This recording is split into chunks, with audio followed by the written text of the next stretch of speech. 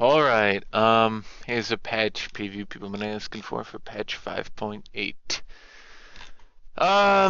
Not exactly the most exciting patch. Rise rework, way too much to comment on. I know a lot of people have been trying to comment on it, and it's like, no. No, no, no.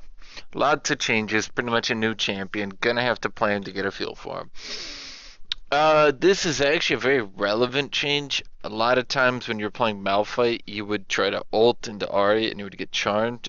And Ahri was a popular pick, so this would often be screwy. Bard. It's kind of weird that they continue to buff Bard when he's already like super. No, I wouldn't say super top tier, but like he's top tier right now.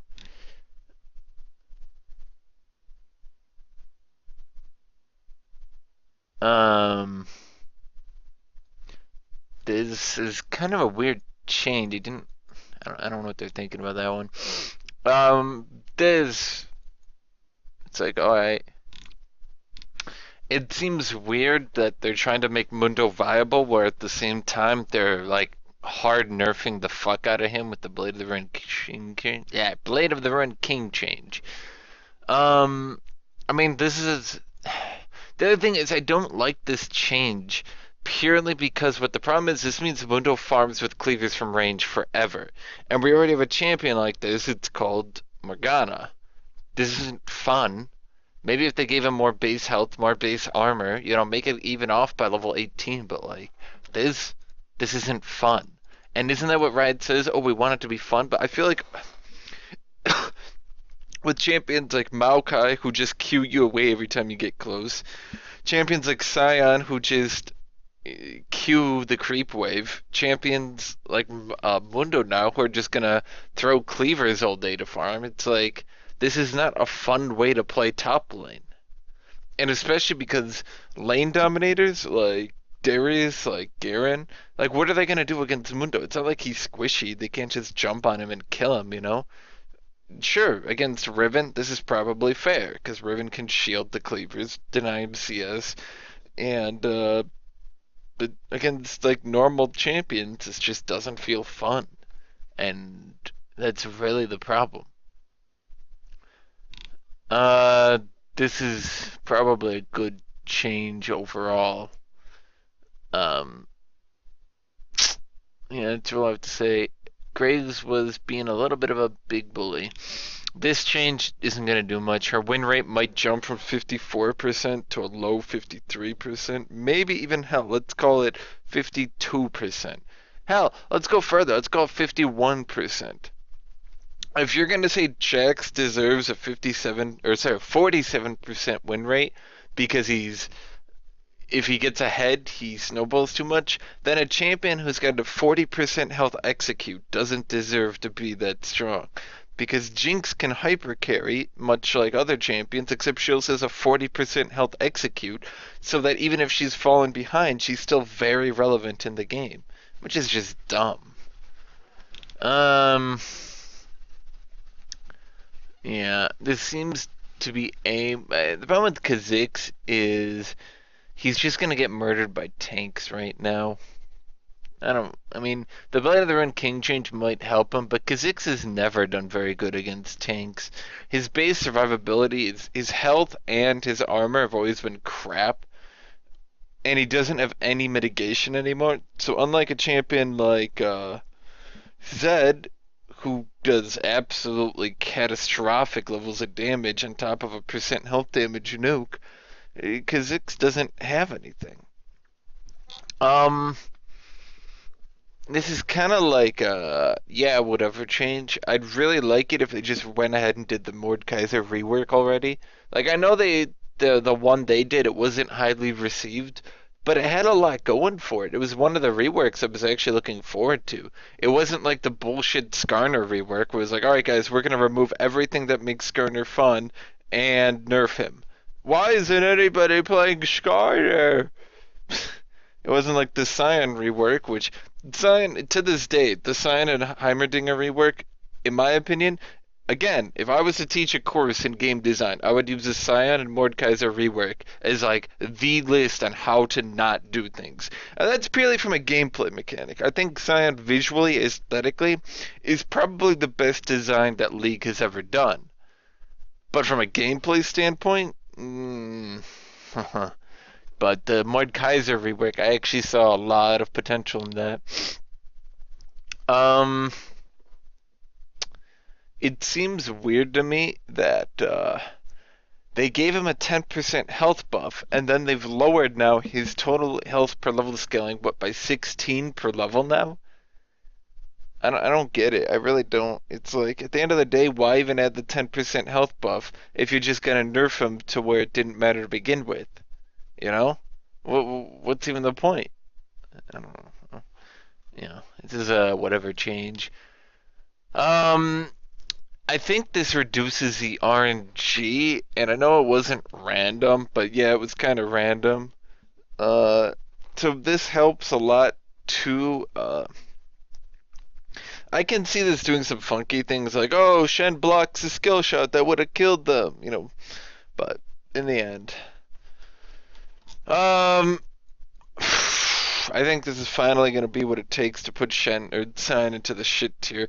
He was seeing a lot of play because Sion, it's just so difficult to beat Sion if you're playing a tank, man. It's just so difficult. And he eventually scales to the point where you just can't do anything against him anymore. But with a nerf on him this hard in the laning phase, this pretty much relegates him entirely to being a counter pick to tanks. And I feel like, especially if you have tanks like Mundo and Maokai, who are going to be able to bust down this shield and bully him during the laning phase instead of being bullied, well, you know, I feel like this is finally going to be it. He saw a lot of play because bruisers are dead, tanks are really doing good, and Sion is really shit against bruisers, but tanks are like, it's like, oh, tanks are so hot right now. This is whatever. Dude, this shit right here, I swear to God, back when I was playing Warwick a lot in Season 2, this shit annoyed the shit out of me. Holy crap. You have no idea, man. I used to sit there and just stare at health bars and be like, I know that shit's at 50%. Don't you fucking lie to me. I know it's at 50%, and then it would pop up, and you'd be like, God damn it, because it'd be like too late at that point. Like somebody's already walked, like you're killing somebody in lane, you beat the crap out of them, ult them, Q them, they're at 50%. Then they like they're playing like I don't know Garen or something. They start speeding away, and you're like running after them. It's like, okay, where's my speed boost? Want to stay in melee? Where's my speed boost? All right. I've never seen this bug, so no comment. Uh, this right here, the part of highlighted, I didn't know they were gonna do this. I saw this on the PBE and I thought, oh wow, this is gonna be amazing. Yes, it was gonna be like totally viable, like 100 shield, like that's really dang good. But when I see this, all I'm seeing right now is people are gonna auto attack away Yasuo's passive, and then they're gonna all in what it only lasts for what like 1.5 seconds now. Uh, I don't know. I don't know, man. I don't know. I'm frustrated because I like Yasuo. On the other hand, it's kind of like when you know something just isn't gonna happen. When you look at something and you're like, that's not gonna happen. That's just too good to happen. When somebody's like offering and like, oh man, I'll buy you anything you want at McDonald's, and you're like, anything? And they're like, yeah, man, anything. And you're like, oh, hey, can I get like, I don't know, like a large shake and like the number four combo king size? And like, hey, man, I just meant like a combo, not like a king size combo and a shake. And you're like, oh, yeah, that makes more sense. It's kind of like this. It's like, yeah, this makes more sense. Yeah, and the end result, yeah, he wasn't gonna get 100 strength spammable shield at level 1. Not for free anyway. Of course he's gonna get nerfed for it. Um, this change, the more I think about this change, the more I'm scared of it, because when you put 20% cooldown reduction on offensive items, it tends to break the game. And when Riot started giving 20% cooldown reduction to mages, if you look at the base damage of mages back in Season 2 to where they are now, their base damages aren't even close. Like, look at Cassidy. He used to have 280 on both his abilities. Sion had 300 damage on both his abilities. When you look at old champions like Swain, like Malzahar, you can see their base damages were a lot higher than they are now. And that's purely due to the fact that every mage gets 20% cooldown reduction, so every mage that's meta tier has to have their base damages nerfed to the point where, like, because you can't have a mage that's using base abilities and doing half your health, and then 4 seconds later doing the rest of your health. So champions like Ziggs and shit, like, they get their base damages and nerfed to crap. I mean, even look at champions like Vladimir. Vladimir used to have 250 base damage. Now he's down to 230. His E used to have 260 base damage. I think it actually used to be 400 base damage way back in the day, but it was 260. Now it's 320. You get champions like Cassidy from 280 on both of his abilities to 180. Look at, like, all the top tier champions. Cassiopeia lost 40 base damage, and it's all because of this free cooldown reduction. And I'm looking at this now, and I'm like, shit, all this cooldown reduction. Because can you imagine, like, Cassidy, or not Cassidy? Can you imagine, like, Kha'Zix and shit? Like, yeah, I mean, tanks are used to getting 40% cooldown reduction. Mages are used to getting 40% cooldown reduction. But AD casters, yeah, they used to get cooldown reduction boots. They used to go out of their way to get cooldown reduction, but they were punished for it heavily by not having defensive boots. Now, Kha'Zix, we're going to see Kha'Zix with Ninja Tabby, but also getting huge cooldown reduction. It used to be, oh, you want to play cooldown reduction on Kha'Zix? You want to hit all those W's? Gotta get cooldown reduction. But now I know Kha'Zix, okay, his W sucks all this shit now, but eventually Kha'Zix is gonna be good, and eventually Kha'Zix is gonna have to, you look at this. Um, Ignoring that, the ability to build Phage and build that later into an actual damage item, the ability to build an early Kindle Gem. Like, if I'm playing Garen, I can go an early Kindle Gem into Sunfire, still get that cooldown reduction, or if I'm playing like Rengar, get an early Kindle Gem. A lot of people play Tankgar. Kindle Gem is like a core item on Tankgar. If I'm playing, oh god, off the top of my head, if I'm playing Darius and I just want to get that little bit of cooldown reduction, hit a little bit more W's if you're fighting a champion like Jax. If I'm playing Olaf, oh boy, Olaf, get that early Kindle Gem. So far as who is Black Cleaver going to make viable, I don't think it's going to make Darius viable. I'm going to play it. I'm going to try it. I'm looking at the kit. I played a shitload of Darius. I played with that champion, dude, and I just don't feel it happening. And I know that a lot of people are going to say, "Oh, but Darius penetrate." But the thing is, Darius already gets penetration. But the thing is, Darius gets percent penetration on his abilities right away. He doesn't have to wait. Think about it this way. Darius uses his Q. Well, boom. That is no benefit of Black Cleaver over a Tiamat. Tiamat is 40 damage. Black Cleaver is 40 damage. He gets no benefit because the penetration only starts to happen after you've hit people. And now think about this. Think about how long you're going to have to do to get that 30% penetration on Darius. You Q. You auto. You reset your auto into your W. Now you have to auto attack. Auto attack. Auto attack. How long is this going to take? Think about this for a second. You run up Q. Auto. W. Auto attack. Auto attack. Auto attack. Because he doesn't build attack speed when he's got Black Cleaver. Now maybe after all of that, the next Q is going to do good damage. But at that point, let's think here. You don't have Trinity. Okay. So, I mean, you don't have Trinity. There goes all your burst damage. You don't have Hydra. You got no lifesteal. Your ult isn't chunking people down with that huge damage. You don't have that AoE. You don't have wave clear. So you don't get wave clear. You don't get tower pushing. Trinity gives you a lot of tower pushing. No tower pushing. No wave clear. No burst. No sustain. I mean, it does give you cooldown reduction, which is great, but A lot of people keep arguing Darius Black Cleaver, Darius Black Cleaver. I'm thinking like Garen, man. Think about that for a second. You hit someone with Q on Garen by the end of halfway through your judgment. Because think about it. No, is it halfway? Yeah, halfway through your judgment. Because each second is 2 ticks of judgment now, right? So tick, tick, tick, tick, boom. Oh no, wait, it's 5 stacks. It's 6 stacks now, not 5. So yeah, by the end of your judgment, at the very least, by the end of your judgment, boom, they already have their armor penetrated down. So merely from a case of debuffing the enemy for your allies, merely off that case, Garius, versus Darius and Garen and Daren and Garen and Darius and Garius. Anyway, point is, Darius won't be able to shred armor for his teammates very quickly. Garen will be able to shred armor for his teammates very quickly. And unlike Darius, by the end of Garen's judgment, by those last couple of ticks, at the very least, he's getting that 30% penetration. Darius isn't getting that 30% penetration until his second Q. He's not getting that on any of his base burst. And remember, it's also only getting 40 damage. Now, the big deal here is this is an item Garen can build for 20% cooldown reduction.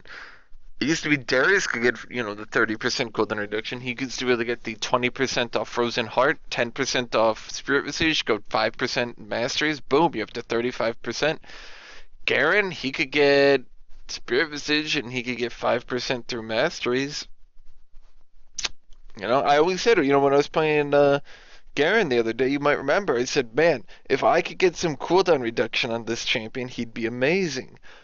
Because being able to put more silences in a team fight, being able to jump on like champions like Cho'Gath, like Rise, champions who can't really kite you out, but really don't like to be silenced, champions like Vladimir, champions like Victor, champions that you can just dump that silence on. And then think about it, if you can dump that silence on them again, if you can silence Rise and then 5 seconds later you silence him again, meanwhile you're shredding his armor down for your team, I mean, shit. And then just think about it from a combo perspective. You silence Rise, you start judgmenting, boom, his armor shred, boom, your team kills him. Now what happens? Oh no, now you're jumping on the next target. Now the next target silence. Think about it, in the current patch, now you just sit there for a couple more seconds. That little tick of killing somebody and then jumping immediately to the next target, or killing somebody and then waiting an additional 2 seconds because you don't have cooldown reduction, that's big. But I think the big winners here, the biggest winner is Olaf. Now, I know what you're thinking. Olaf is way too shitty to be made viable by one item. Yeah, you're right. I'm going to concede that point. But we might see Olaf jump. Right now he's at a 44% win rate. He's been probably the worst champion in the game for the longest time ever. I think ever since they nerfed him after the rework. So they Olafed him, then they did the rework, then they gave him the 55% slow. Well, that was probably too much. Then they nerfed it down to a 45% slow. But once he had a 45% slow, it kind of became apparent, oh wow, this rework is actually shit. It's only good because he had a 55% spam slow. And then his win rate just plummeted.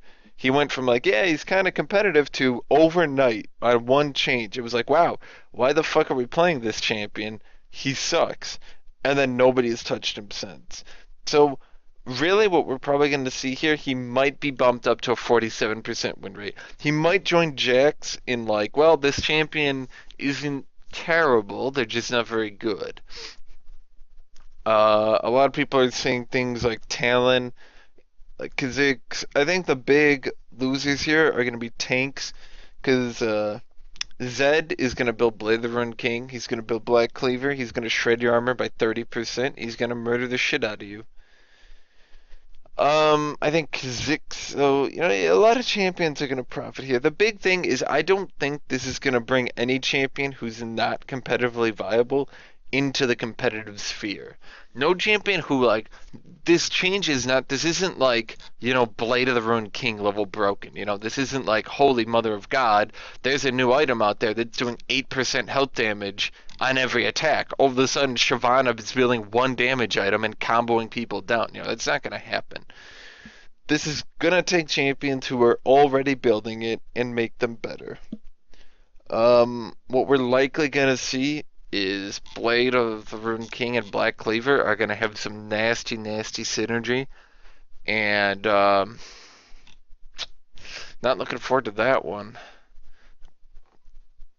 So end result, we might see some Garen, maybe. We might see some Olaf, maybe. In like a top three, my number one is Garen, obviously. I've been thinking Garen is like one good buff off being competitive for quite some time now. His old buff I thought might be it, but he just lacked something. Now with the Black Cleaver change, maybe that's it. Maybe that's what's going to take him to go viable. Again, I'm thinking maybe not though. Um, I think Garen really he's just one good buff. If they just went to his base armor, and they just touched it up just a little bit. If they just went like let's put it to like 3.2, instead of it's like 2.7 per level right now, which is shit. That's like Sona level. If they just went like that, and so like he could build one damage item. If Garen could build one damage item and not instantly implode in the first team fight because his base armor is so shit, if he could just do that, I think he'd be viable. He's so close now. He's just so close. Especially because when you're trying to split push, Garen is the end of it. First off, he's going to beat the crap out of you in lane, and second off, he's just never going to die in the split push. He's fighting Zed, he pops W during Zed's ult, runs away. Or first he's going to silence Zed during his ult, pop his W, then just run away, heal to full by the time you can push a wave. And, yeah, he's just one change. He could just get a damage item without dying. This is the dumbest change in a very long time, especially considering the Cinderhulk nerfs are already on the PBE. There was a joke I used to make back in Warhammer. They came out with invulnerable armor. Then they came out with weapons that beat invulnerable armor. And then I made the joke, oh, well now they're going to come out with weapons, or they're going to come out with armor that beats the invulnerable breaking weapons. Then they'll come out with armor that breaks the invulnerable, so... But the thing is, right now, remember back in Season 2, 3,000 health was good. Then they came out with Blade of the Ruined King, and I said, this is a bad... You guys remember this. I've been bitching about this for years. I said, this is a bad idea.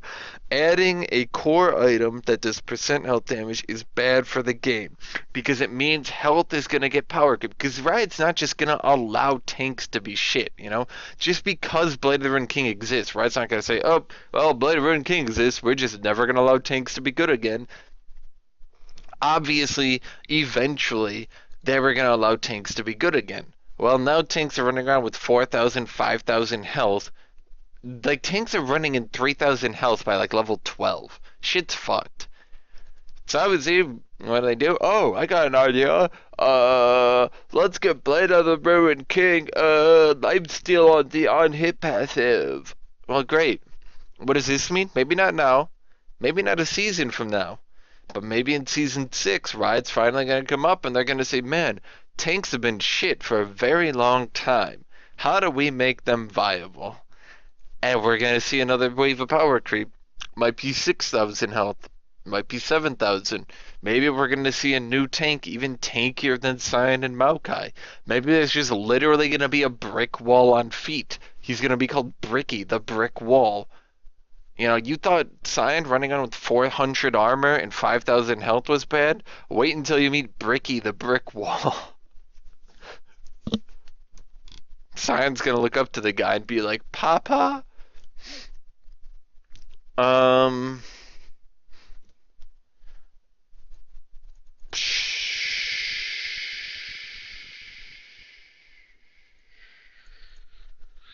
Whatever.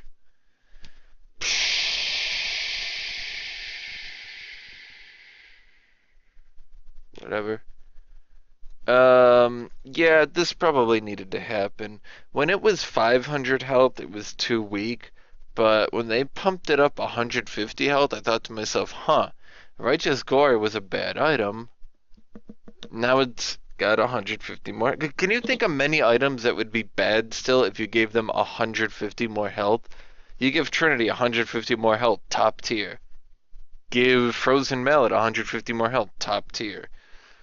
But if you give an item 100 more health, it's like, 50 health, League is balanced enough that 50 health, 40 damage on an ability, those are enough to make champions shit tier. This isn't like Dota, where Batrider just straight up can lose 10 damage and still be top tier. And that's 10 base auto attack damage. Okay, now maybe that's a bad example because Orianna did lose 10 damage and was still viable. But I guess the way to put it is Batrider went from very good pick, lost 10 damage, still a very good pick. Orianna went from broken tier, lost 10 damage, to still competitively viable, but not really a pick every game champion. So, I don't know. I mean, League is pretty shittily balanced, as seen. This shit's gonna come back. You know it's gonna come back. How many times am I wrong? I think that's really what bothers me. How many times am I wrong? Nobody listens to me, yet it's like my track record is it's just perfect, damn it. Shit, when I ever actually say something, I'm not talking like my Blade of the Run King when I'm like, well, I think, probably. No, dude, I'm telling you right now, this change to Blade of the Run King means we're going to see tanks tankier than Maokai and Sign within 2 seasons. Because Riot's going to need to do that. They're going to need to make tanks better because of shit like this. Once they nerf down Cinderhulk, and I guarantee you we're going to see things like there's going to be a new Cinderhulk. They're going to buff Sunfire. We're going to, I mean, shit, oh my god, dude. Frozen Heart is 2,400 gold. 2,400 gold. If I told you back in Season 2, hey man, you think Sunfire is going to be 2,400 gold? I told you, like, you're a fucking idiot. 2,400 gold? People would just rush it and fuck you in lane. Introducing Scion, that bum rushes Frozen Heart and fucks auto attack champions in lane. Now with Kung Fu grip action. Well, that's it for all this is crap. This is all just crap. Crap. This is for other maps that I don't care about. Upcoming skins.